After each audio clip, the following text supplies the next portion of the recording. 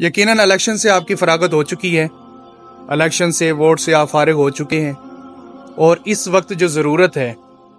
ہمیں اور آپ کو، جو ضرورت ہے ہمیں اور آپ کو اپنے ایمان بچانے کی ضرورت ہے،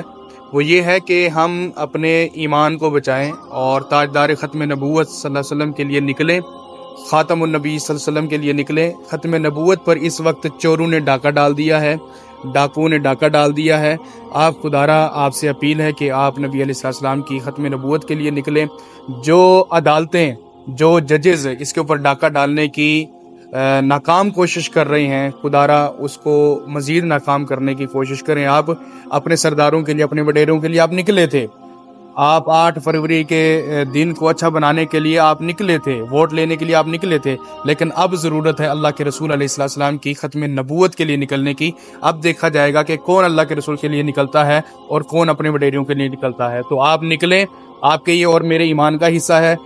ساتھ دیں، ان لوگوں کا شان و بشانہ کھڑے ہو جائیں جو تاجدار ختم نبوت کے لیے آواز اٹھا رہے ہیں۔ سعد رضوی صاحب ہیں، ساجد میر صاحب ہیں، علامہ ہشام الہی ظہیر صاحب ہیں، علامہ ابتسام الہی ظہیر صاحب ہیں، اور مزید جتنے